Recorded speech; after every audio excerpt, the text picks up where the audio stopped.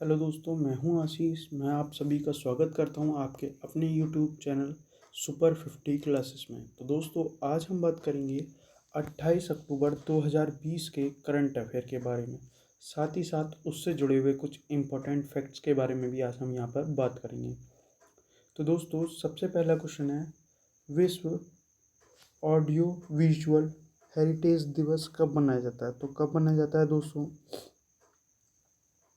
25 अक्टूबर, 20 अक्टूबर, 26 अक्टूबर, 27 अक्टूबर। तो आपको याद रखना है दोस्तों, कब मनाया जाता है। तो यह मनाया जाता है 27 अक्टूबर को विश्व ऑडियो विजुअल दिवस हेरिटेज डे के रूप में मनाते हैं। अब ये मनाया क्यों जाता है? तो ये दोस्तों क्या है कि जैसे जो हेरिटेज हैं उनको क्या है, उनकी एक स्मारक बनाकर क्या है उन्हें दिखाया जाता है। जैसे कि कुछ हेरिटेजों को दिखाया जाता है, कुछ हेरिटेजों की आवाज़ सुनाई जाती है, जो यूनेस्को द्वारा वर्ल्ड हेरिटेज की जो लिस्ट में सम्मिलित किए गए हैं। ठीक है, तो यह आपको याद रखना है। अब बात हुई है दोस्तों यहाँ पर इम्पोर्टेंट डेज की। तो आज है 28 और इसमें है दोस्तों, हमने बात करी 27 अक्टूबर, अर्थात विश्व ऑडियो वर्चुअल हेरिटेज डे के रूप में यहाँ पर मनाया जाता है। तो अब हम बात कर लेते हैं पूरे मंथ के 1 अक्टूबर से लेकर आज तक, अर्थात 28 अक्टूबर तक मनाए जाने वाले इम्पोर्टेंट डेज के बारे में। तो दोस्तों, मैंने बताया था 1 अक्टूबर को मनाया जाता है वृद्ध व्यक्तियों के लिए अंतर्राष्ट्रीय दिवस, साथ ही में विश्व शाकाहारी दिवस, ठीक है, वर्ल्ड वेजिटेरियन डे के रूप में मनाया जाता है। 2 अक्टूबर को मनाते हैं हम गांधी जयंती, लाल बहादुर शास्त्री जयंती, और क्या है अहिंसा दिवस को क्या है मनाते हैं। 3 को हम क्या देखते हैं, जर्मन यूनिटी डे के रूप में मनाते हैं। 4 को हम देखते हैं कि विश्व पशु कल्याण दिवस। 5 को विश्व शिक्षक दिवस। 6 अक्टूबर को जर्मन अमेरिका दिवस, ठीक है। 8 अक्टूबर को भारतीय वायुसेना दिवस। 9 अक्टूबर को विश्व डाक दिवस। 10 अक्टूबर को विश्व मानसिक स्वास्थ्य दिवस। 10 अक्टूबर को अंतर्राष्ट्रीय बालिका दिवस। 11 को है दोस्तों अंतर्राष्ट्रीय बालिका दिवस। 13 को है विश्व आपदा नियंत्रण दिवस। 14 को है विश्व मानक दिवस, विश्व मादक दिवस। 15 को है गर्भावस्था और शिशु हानि स्मरण दिवस, ग्लोबल हैंड वॉशिंग डे, ठीक है, वर्ल्ड स्टूडेंट डे अर्थात विश्व छात्र दिवस। और 15 अक्टूबर को ही हम मनाते हैं डॉक्टर APJ अब्दुल कलाम की क्या है जयंती भी हम क्या है 15 अक्टूबर को मनाते हैं। इसके बाद दोस्तों 16 अक्टूबर को देखते हैं विश्व खाद्य दिवस। 17 अक्टूबर को देखते हैं अंतर्राष्ट्रीय गरीबी उन्मूलन दिवस। 20 को देखते हैं विश्व सांख्यिकी दिवस, राष्ट्रीय एकता दिवस, विश्व ऑस्ट्रोपोरिस दिवस। 21 को विश्व पुलिस स्मारक दिवस। 23 को तिल दिवस। 24 को अंतर्राष्ट्रीय, ठीक है, विश्व पोलियो दिवस। और इसी के साथ साथ देखते हैं UN डे अर्थात संयुक्त राष्ट्र दिवस, विश्व विकास सूचना दिवस। और इसी के साथ साथ हम देखते हैं दोस्तों 28, और ये हो गया 27 को हम देखते हैं विश्व ऑडियो विजुअल दिवस, और 28 को हम मनाते हैं अंतर्राष्ट्रीय आयुर्वेद दिवस। ठीक है, तो यह क्या है आपको याद रखना है कि कौन कौन से डेज हम कब मनाते हैं। ठीक है, जिसमें से आपको याद रखना है सबसे इम्पोर्टेंट 2 अक्टूबर गांधी जयंती, या जिसे कह देते हैं हम विश्व अहिंसा दिवस। ठीक है, इसके बाद आपको याद रखना है 5 अक्टूबर विश्व शिक्षक दिवस। इसके बाद आपको याद रखना है 9 अक्टूबर भारतीय डाक सेवा दिवस, अर्थात ठीक है जो डाक है वह क्या है 9 अक्टूबर को मनाया जाता है, क्योंकि क्या है भारत क्या है डाक घरों के मामले में पहले स्थान पर है। 8 अक्टूबर को मनाया जाता है भारतीय वायुसेना दिवस। ठीक है, इसके बाद आपको याद रखना आपदा नियंत्रण दिवस, वह मनाया जाता है 13 तारीख को। 15 को विश्व क्या है विश्व स्वास्थ्य दिवस और विश्व हैंड सैनिटाइजिंग डे मनाया जाता है, क्योंकि कोरोना का दौर चल रहा है तो इसलिए विश्व हैंड सैनिटाइजर डे भी क्या है आपके लिए इम्पोर्टेंट हो जाता है। इसके बाद आपको लिए याद रखना है 14 अक्टूबर अर्थात संयुक्त राष्ट्र दिवस। ठीक है, तो ये क्या थे कुछ इम्पोर्टेंट डे थे। इसी के साथ साथ अगर आप यूपी पुलिस वगैरह की तैयारी कर रहे हैं या पुलिस से रिलेटेड किसी भी एग्ज़ाम की तैयारी कर रहे हैं तो उसमें आपको 21 अक्टूबर अर्थात पुलिस स्मारक दिवस को भी क्या है याद रखना है, जिससे क्या है क्वेश्चन पूछे जा सकते हैं। तो ये थे कुछ अक्टूबर के इम्पोर्टेंट डेज जहाँ से क्या है क्वेश्चन पूछे जाते हैं, ठीक है। तो ये आपको याद रखना है। इसके बाद दोस्तों अगला है, किसे अमेरिकी सुप्रीम कोर्ट के जज के रूप में नियुक्त किया गया है, ठीक है। तो किसे गया है दोस्तों, आपको याद रखना है। पहला है अमेरिकी, ठीक है, एमी कोनी बेरिस, ठीक है, वैथ कावानाह, रूथ ब्रायन ग्रीन्सबर्ग, इनमें से कोई नहीं। तो दोस्तों आपको याद रखना है किसे नियुक्त करा है, एमी कोनी बेस्ट को क्या है अमेरिकी जो सुप्रीम कोर्ट है उसके क्या है प्रमुख क्या है जज के रूप में नियुक्त करा गया। इससे पहले दोस्तों आप सभी को पता है कि 7 सितंबर को मैंने बताया था ये क्या हुआ था, जो सुप्रीम कोर्ट के मुख्य जज थे उनका क्या हो गया था, निधन हो गया था। जो कौन थे, रूथ ब्रायन ग्रीन्सबर्ग जो थे उनका क्या हो गया था, देहांत हो गया था। जिसके बाद इन्हें क्या है अब नए जज के रूप में नियुक्त किया गया है, ठीक है। तो यह आपको याद रखना है। इसके बाद दोस्तों यहाँ पर बात हुई अमेरिका की, ठीक है। तो अमेरिका के बारे में आपको याद रखना है, अमेरिका की राजधानी है वॉशिंगटन DC। भाषा है यहाँ पर अंग्रेजी, राष्ट्रपति हैं डोनाल्ड ट्रंप, प्रधानमंत्री हैं माइकल पेंस, मुद्रा है अमेरिकी डॉलर। भाषा है जो यहाँ के राजदूत हैं वह कौन है, तरनजीत सिंह संधू। दोस्तों आज मेरा थोड़ी सी हेल्थ इशू हो रहा है तो इसलिए जो साउंड है मेरा वो काफ़ी धीमा रहा है, ठीक है। तो आप उसे थोड़ा सा मैनेज कर लीजिए आज, क्योंकि आज मेरे थोड़ा हेल्थ का प्रॉब्लम हो रहा है इसलिए मैं थोड़ा बोल नहीं पा रहा हूँ, गले में दिक्कत है, तो आप थोड़ा देख लीजिए, ठीक है। तो यहाँ पर बात हुई अमेरिका की, तो ठीक है। तो ये है मैप में अमेरिका। अमेरिका क्या है दोस्तों, जनसंख्या की दृष्टि से क्या है, तीसरे स्थान पर है। क्या है, तीसरे स्थान पर है। और यहाँ की जो क्या है दोस्तों, क्षेत्रफल की दृष्टि से देखें तो ये क्या है, चौथे स्थान पर। अब कैसे है दोस्तों, तो आपको याद रखना है कि क्या है, तीसरे स्थान पर कैसे है। पहले पर है दोस्तों जनसंख्या दृष्टि से चीन, दूसरा क्या है भारत, और तीसरे पर आता है दोस्तों अमेरिका। इसके बाद अगर हम क्षेत्रफल की दृष्टि से देखें तो पहले पर आता है रूस, फिर कनाडा, फिर चीन, और चौथे पर आता है अमेरिका। और हमारा जो स्थान है इसमें वह क्या है, 7वें नंबर पर हम आते हैं, अर्थात क्षेत्रफल की दृष्टि से हमारा जो क्षेत्र है वह क्या है, 7वें स्थान पर है, ठीक है। तो ये क्या है आपको याद रखना है, ठीक है, किसके बारे में, अमेरिका के बारे में। अब इसके बाद अगला क्वेश्चन है, किस देश में हरिवंश राय बच्चन के नाम से एक चौराहे का नाम रखा जाएगा। तो किस में रखा जाएगा, अमेरिका, जापान, पोलैंड, ब्रिटेन। तो दोस्तों आपको याद रखना है डॉक्टर हरिवंश राय बच्चन जो क्या थे, एक प्रमुख क्या थे, साहित्यकार थे, जिन्होंने क्या है अपना साहित्य के क्षेत्र में बहुत ही इम्पोर्टेंट क्या है रोल निभाया, ठीक है। तो अब ये क्या है, किसके बारे में बात हुई यहाँ पर, हरिवंश राय बच्चन के बारे में। तो हरिवंश राय बच्चन की आपको याद होगा कि जो हमने बचपन में पढ़ा था, मधुशाला, मधुबाला, ऐसी क्या है इनकी ये है प्रमुख रचना है, जिसमें अब ये कहाँ बनेगा दोस्तों, पोलैंड में। तो ये है मैप में पोलैंड। पोलैंड की जो कैपिटल है वह क्या है, वारसा। भाषा है यहाँ की पोलिश, ठीक है। राष्ट्रपति हैं एंड्रूस डूडा, यहाँ के क्या है राष्ट्रपति हैं। मुद्रा यहाँ की क्या है, ज्वाटी यहाँ की क्या है दोस्तों, मुद्रा है, ठीक है। और यहाँ पर पोलैंड पे, अर्थात जो पोलैंड है वह क्या है, पोलैंड में भारत के राजदूत के रूप में कौन नियुक्त हैं, त्विस्वांग नामग्या यहाँ पर क्या है, यहाँ भारत के राजदूत के रूप में नियुक्त है, ठीक है। पोलैंड एक यूरोपीय कंट्री है, ठीक है। तो ये आपको याद रखना है। इसके बाद दोस्तों अगला क्वेश्चन है, कौन सी सरकार ने प्रदेश में मास्क, ये मास्क नहीं है मास्क होगा, यहाँ पे ये गलत लिख गया है, मास्क, ठीक है, मास्क को पहनने को अनिवार्यता देने के लिए, ठीक है, के लिए क्या करा है, विधानसभा में बिल पेश करा है। तो किसने करा है दोस्तों, हरियाणा, दिल्ली, राजस्थान और मध्य प्रदेश। तो दोस्तों यह जो बिल है वह किसके द्वारा पेश करा गया है, ठीक है, राजस्थान जो गवर्नमेंट है वह क्या है इसके लिए क्या करेगी, बिल पेश करेगी, जिसमें क्या बात होगी, जिसमें बात कही जाएगी कि क्या है, राजस्थान का जो क्षेत्र है उसमें सभी लोग क्या करेंगे, मास्क को क्या करेंगे, कर दिया जाएगा, अनिवार्य कर दिया जाएगा। क्यों कर दिया जाएगा, कोविड-19 के कारण जो मास्क जो है उसका प्रयोग को क्या कर दिया जाएगा, अनिवार्य कर दिया जाएगा। तो ऐसा कार्य कौन कर रहा है कि इसे कहाँ पेश करेगा, इसे संसद जो वहाँ की जो क्या है विधानसभा है उसमें यह बिल पेश करा जाएगा कि राज्य के जितने भी लोग हैं वह क्या करेंगे, मास्क को अनिवार्यता से क्या है लगाएंगे। ठीक है, तो ये बात आपको याद रखना है। इसके बाद अब यहाँ पर दोस्तों कौन कर रहा है ये काम, तो राजस्थान कर रहा है। ठीक है, तो ये है दोस्तों मैप में राजस्थान। ठीक है, ये है मैप में राजस्थान। राजस्थान का गठन हुआ था 1 नवंबर 1956 को। क्या हुआ था, राजस्थान का गठन हुआ था। राजधानी की बात करें तो यहाँ की राजधानी है जयपुर।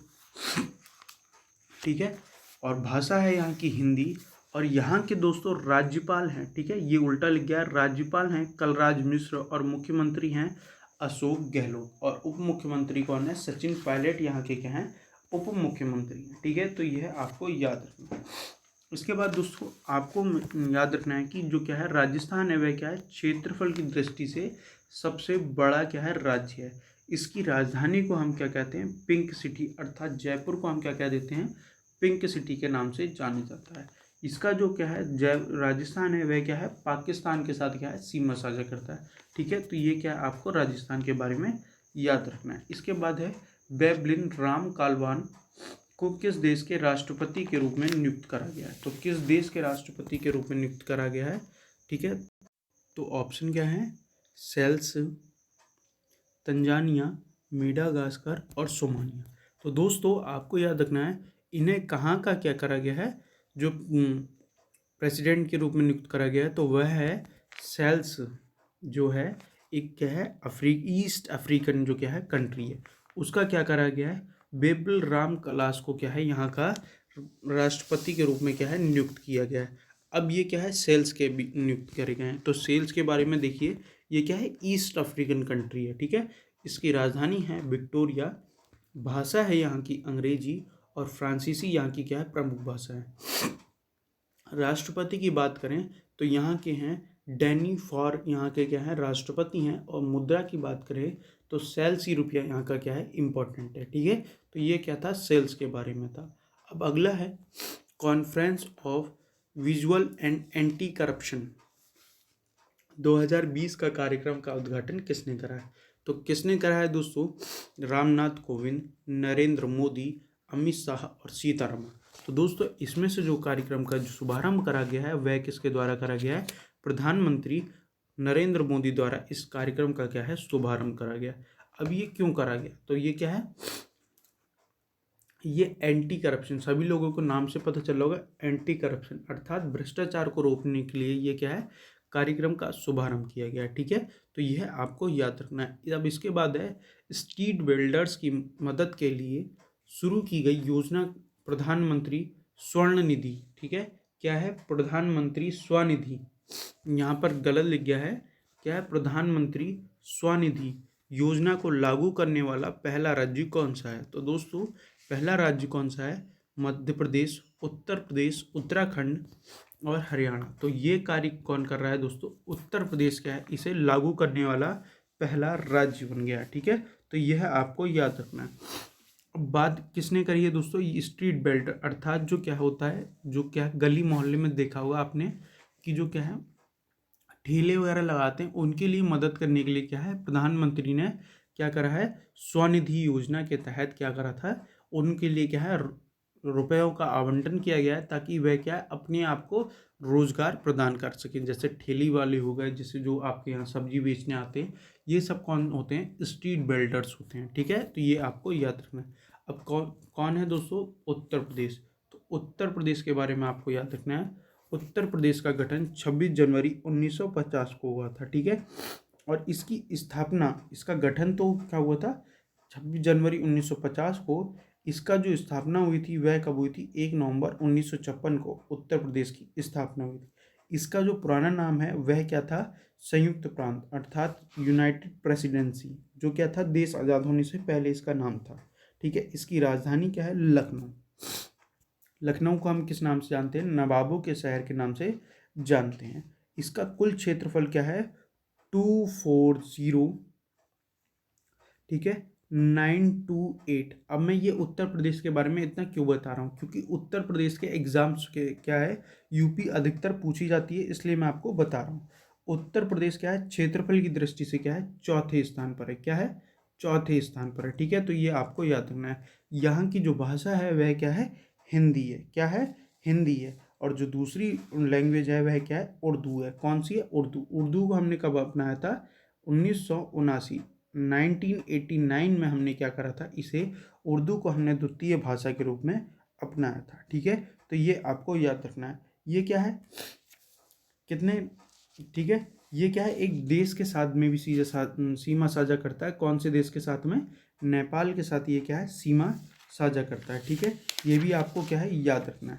अब इसकी के साथ साथ दोस्तों आपको याद रखना है कि यहाँ के जो प्रमुख क्या है, जैसे कि आप देखते हो कि राष्ट्रीय पशु कौन सा है, तो राष्ट्रीय पशु है बारहसिंगा। राष्ट्रीय पक्षी कौन सा है, सारस। राजकीय पुष्प कौन सा है, पलाश। और राष्ट्रीय वृक्ष कौन सा है, अशोक का क्या है यहाँ पर, ये आपको याद रखना है। ठीक है, किसके बारे में, ठीक है, उत्तर प्रदेश से रिलेटेड आपको याद रखना है। और यहाँ के जो वर्तमान में मुख्यमंत्री हैं वह कौन है, योगी आदित्यनाथ हैं। ठीक है, और यहीं से दोस्तों आपको अगर हम देखें तो प्रथम मुख्यमंत्री यहाँ के रहे हैं गोविंद बल्लभ पंत, प्रथम राज्यपाल रहे हैं सरोजनी नायडू, और पहली महिला मुख्यमंत्री रही हैं सुचेता कृपलानी। विधानसभा के सभापति कौन थे, श्री चंद्रभान। ठीक है, अनुसूचित जाति के प्रथम महिला हो गई सुश्री मायावती। ठीक है, इस प्रकार से कई सारे क्वेश्चन आपसे क्या है पूछे जा सकते हैं। प्रथम वन्य विहार कौन सा था, तो वह चंद्रप्रभा था जो चंदौली में है। ठीक है, टाइगर रिजर्व की बात करें तो दुधुआ है।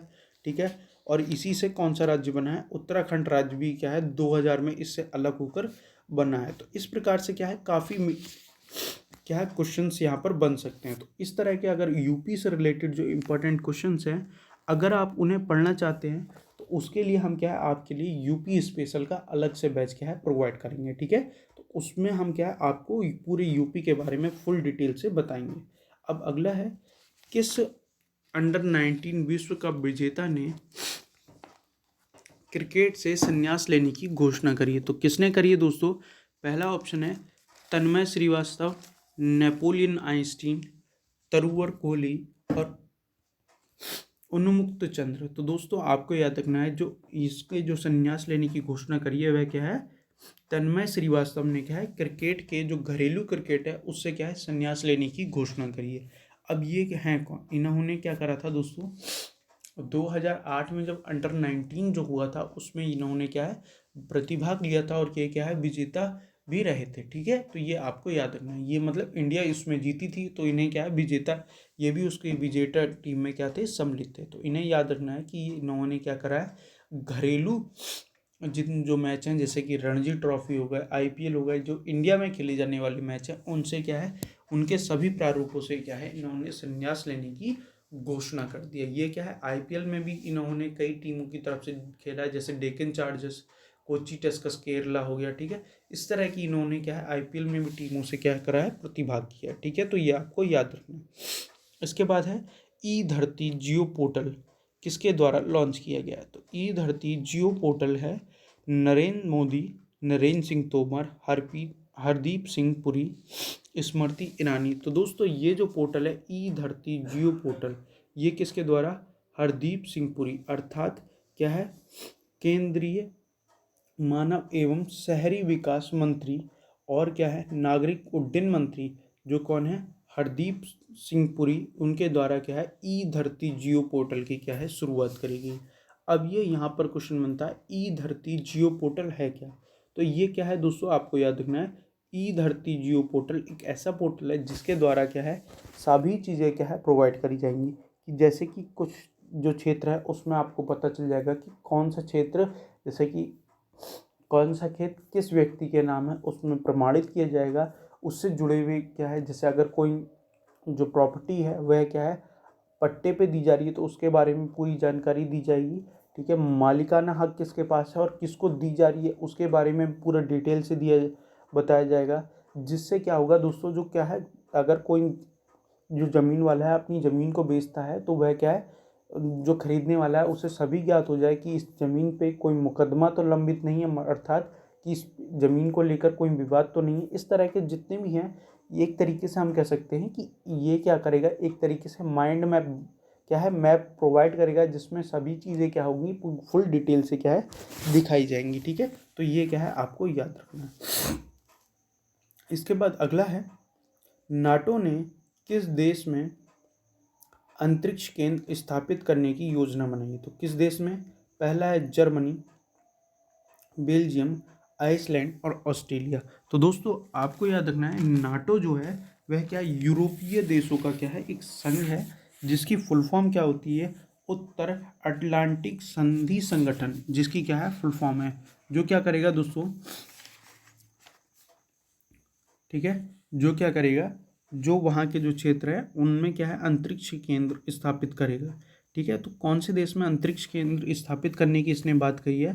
तो आपको याद रखना है, पहला ऑप्शन है जर्मनी, बेल्जियम, आइसलैंड और ऑस्ट्रेलिया। तो दोस्तों ये कहाँ पे स्थापित करेगा? यह स्थापित होगा, आपको याद रखना है, जर्मनी में। नाटो कहाँ पे स्थापित करेगा? जर्मनी में। ठीक है, अब जर्मनी के बारे में देख लेते हैं पहले। तो जर्मनी की दोस्तों कैपिटल है बर्लिन। यहाँ की जो लैंग्वेज है वह कौन सी है? जर्मन। राष्ट्रपति हैं फ्रैंक वाइल्ड स्टीमियर। ठीक है, यहाँ के क्या है राष्ट्रपति हैं। चांसलर हैं अगोला मार्क्रेटा। ठीक है, मुद्रा है यहाँ की यूरो। तो ये था जर्मनी के बारे में। जर्मनी एक क्या है यूरोपीय कंट्री। अब यहाँ पर कौन बनाएगा दोस्तों? तो यहाँ पर क्या है, नाटो अपना क्या है अंतरिक्ष केंद्र बनाएगा। तो जैसे कि आपको पता है कि नाटो ने क्या करा था, राम स्ट्रीट में अपने जो उसका नाटो का जो एयरबेस है उसे क्या है अंतरिक्ष के लिए क्या है प्रोवाइड करेगा, अंतरिक्ष स्टेशन बनवाएगा। वहाँ पर क्या है स्पेस अंतरिक्ष कार्यों के लिए क्या है जगह स्थापित करेगा। तो अब बात करते हैं यहाँ पर नाटो की। तो नाटो दोस्तों, नाटो की फुल फॉर्म होती है उत्तर अटलांटिक संधि संगठन। इसका दोस्तों मुख्यालय कहाँ है? ब्रुसेल्स, बेल्जियम में इसका मुख्यालय है। इसके अध्यक्ष हैं air chief marshal Stuart pinch, इसके अध्यक्ष हैं। इसके महासचिव है जेन्स स्टोल्टेनबर्ग, इसके क्या हैं महासचिव हैं। सदस्य देश की बात करें तो 30 इसके क्या हैं सदस्य देश है। ठीक है, स्थापित कब हुआ था दोस्तों? यह द्वितीय विश्व युद्ध के बाद इसकी स्थापना 4 अप्रैल 1949 को क्या है इसकी स्थापना की गई थी। ठीक है, तो ये आपको क्या है याद रखना है, किसके बारे में? नाटो और उससे जुड़े हुए इंपॉर्टेंट फैक्ट्स के बारे में। तो दोस्तों आज की वीडियो में हमने देखा कि उन क्वेश्चनों और उनसे जुड़े हुए इंपॉर्टेंट फैक्ट्स के बारे में हमने यहाँ पर डिटेल से देखा है। तो दोस्तों आज के लिए इतना ही। अगर वीडियो अच्छी लगी हो तो लाइक करें, शेयर करें, सब्सक्राइब करें, साथ ही साथ बेल आइकन को दबाएं ताकि जो नोटिफिकेशन है जल्द से जल्द आप तक पहुँच सके। धन्यवाद।